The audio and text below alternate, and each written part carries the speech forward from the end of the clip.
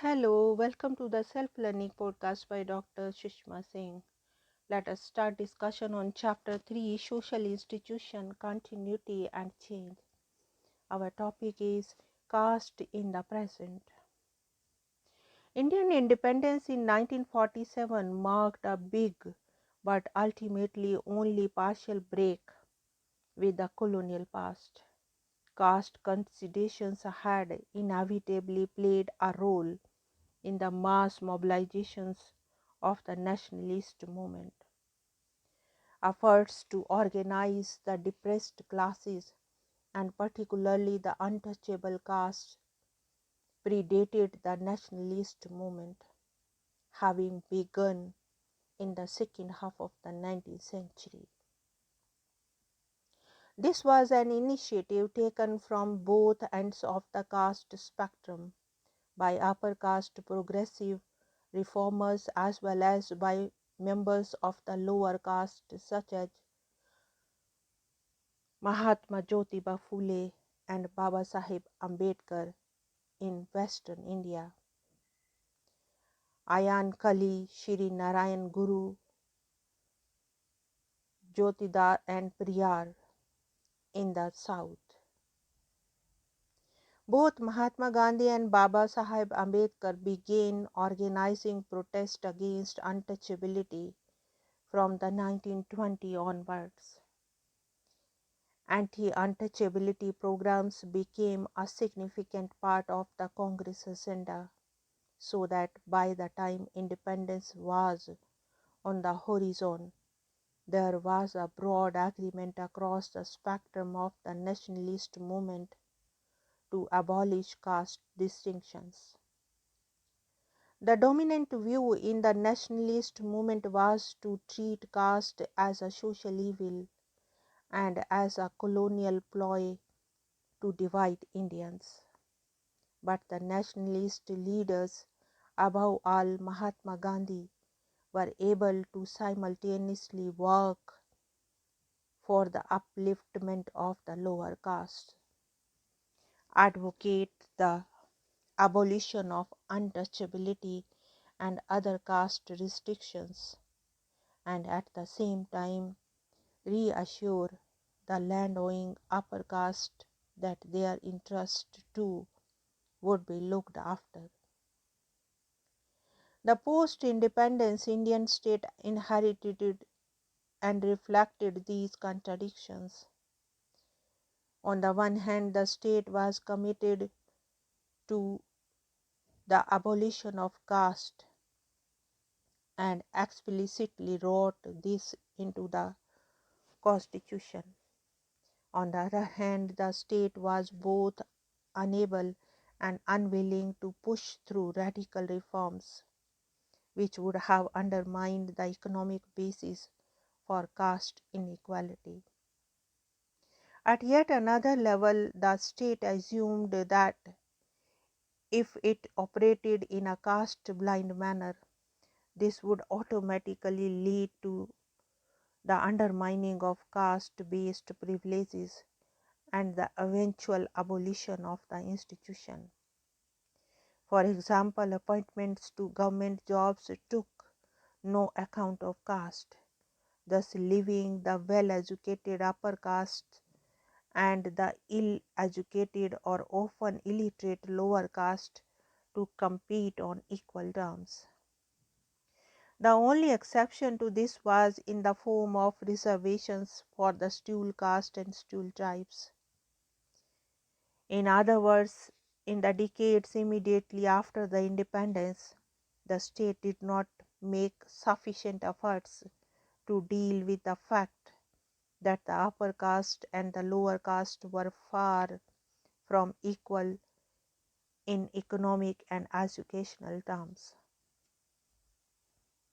The development activity of the state and the growth of private industry also affected caste indirectly through the speeding up and intensification of economic change.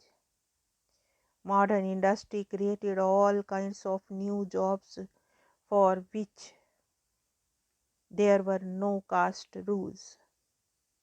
Urbanization and the conditions of collective living in the cities made it difficult for the caste segregated patterns of social interaction to survive. At a different level, modern educated Indians attracted to the liberal ideas of individualism and meritocracy began to abandon the more extreme caste practices. On the other hand, it was remarkably how resilient caste proved to be. Recruitment to industrial jobs, whether in the textile mills of Mumbai, the jute mills of Kolkata, or elsewhere, continued to be organized along caste and kinship based lines. The middlemen who recruited labor for factories tended to recruit them from their own caste and region, so that particular departments or shop floors were often dominated by specific caste. Prejudice against the untouchables remained quite strong and was not absent from the city, though not as extreme as it could be in the village. Not surprisingly, it was in the cultural and domestic spheres that caste has proved strongest. Endogamy, or the practice of marrying within the caste, remained largely unaffected by modernization and change. Even today, most marriages take place within caste boundaries, although there are more intercaste marriages. While some boundaries may have become more flexible or porous, the borders between groups of caste of similar socio-economic status are still heavily patrolled. For example, intercaste marriages within the upper caste, that is Brahman, Baniya, Rajput, may be more likely now than before, but marriages between an upper caste and backward or scheduled caste person remain rare even today. Something similar may have occurred with regard to rules of food sharing. Perhaps the most eventful and important sphere of change has been that of politics. From its very beginnings in the independent India, democratic politics has been deeply conditioned by caste.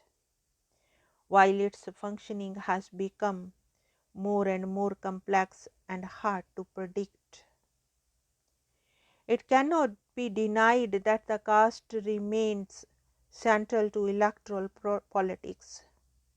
Since the 1980s, we have also seen the emergence of explicitly caste-based political parties. In the early general elections, it seemed as though caste solidarities were decisive in winning elections. But the situation soon got very complicated as parties competed with each other in utilizing the same kind of caste calculus. Sociologists and social anthropologists coined many new concepts to try and understand these processes of change. Perhaps the most common of these are Sanskritization and dominant caste, both contributed by M.N. Srinivas, but discussed extensively and criticized by other scholars. Now let us wind up the session, and thank you very much for engaging yourself with the Self Learning podcast.